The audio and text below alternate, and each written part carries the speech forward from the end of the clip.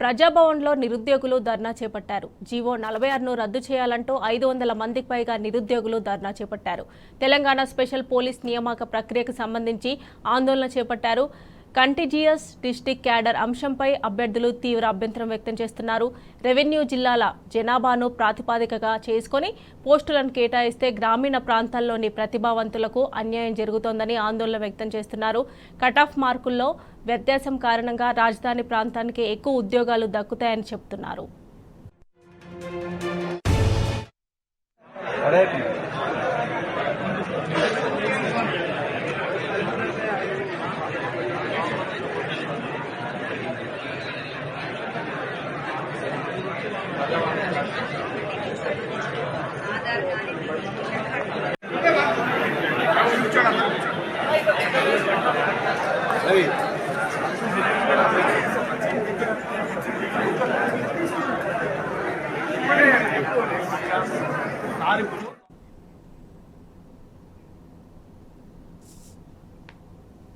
ఇక నిరుద్యోగులు అయితే ధర్నా చేస్తున్నారు. ఇదే అంశానికి సంబంధించి మరిన్ని డీటెయిల్స్ మా ప్రతినిధి లివిల్ అందజేస్తారు. లివిల్, మమత, ఏదైతే ఈ ప్రజాభవన్ లో ఏదైతే ఈ ప్రజాభవన్ సంబంధించి శుక్రవారము మంగళవారము అభ్యంతరం స్వీకరిస్తున్నారు. ఈ నేపథ్యంలో ఇప్పటికే అనేక మంది నిరుద్యోగులు కావచ్చు, ఇతర చాలా మంది ప్రజలు కూడా వారికి సంబంధించిన వినతులు ఇచ్చేందుకు ప్రజాభవన్ కు పెద్ద ఎత్తున చేరుకుంటున్నారు. ఈ నేపథ్యంలో ఇవాళ టీఎస్ఎస్పీకి సంబంధించిన 500 మంది అభ్యర్థులు 46 జీవోను రద్దు చేయాలని చెప్పేసి ప్రజాభవన్ చేసుకున్నారు. అక్కడ పెద్ద ఎత్తున నిరసన వ్యక్తం చేసి ప్రకాశం ప్రదర్శించారు.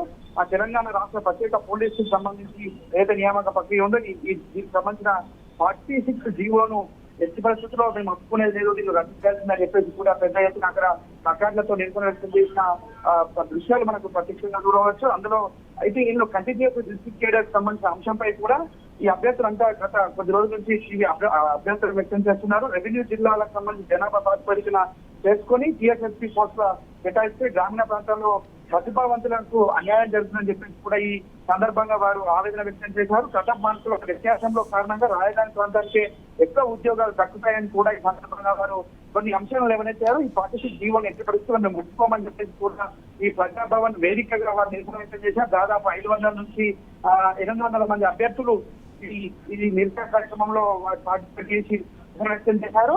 అంతేకాకుండా ఏదైతే ఇప్పటికే రాష్ట్ర వ్యాప్తంగా కూడా అనేక నిరసన కార్యక్రమాలు వ్యక్తమవుతున్నాయి. ప్రజాభవన్ లో రంగు ఆర్భాటాలకు వేదికగా మారింది అని చెప్పేసి కూడా గత కొద్ది రోజులుగా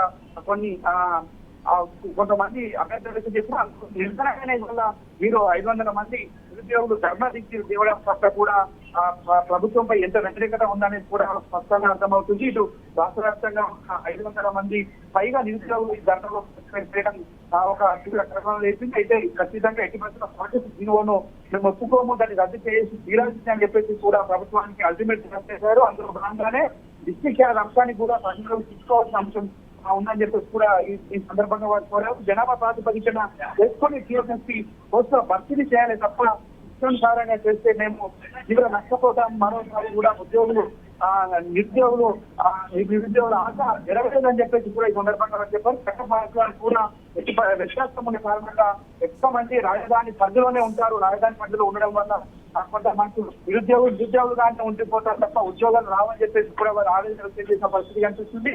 ఈ ప్రజాభవన వేదికగా ఇలా నిరసన తెలపడం ఇది కొత్త కాదని చెప్పేసి కూడా ఇటు కొంతమంది కొన్ని వర్గాలు చెప్తున్నాయి. చాలా మంది కూడా అక్కడికి వచ్చిన వారికి పరాభవం ఎదురవుతుంది, పరాభవం ఎదురవడమే తప్ప పరిష్కారం లభించడం లేదని చెప్పేసి కూడా చెప్తున్నారు. ఇటు 46 జీవోను ఎట్టి పరిస్థితుల్లో మేము ఒప్పుకోమని చెప్తున్నారు. ఏదైతే టీఎస్ఎస్పీ సంబంధించిన ఉందో ఇది ఖచ్చితంగా 46 జీవోను రద్దు చేసి తీరాల్సిందని చెప్పేసి కూడా ఇటు ఏదైతే 500 మంది అభ్యర్థుల వారంతా కూడా నిరసన వ్యక్తం చేశారు. ఖచ్చితంగా ప్రభుత్వానికి ఒక చెప్ప ప్రక్రియ చెప్పుకోవచ్చు. మమత. రైట్ లివిల్, థ్యాంక్స్ ఫర్ అప్డేట్స్.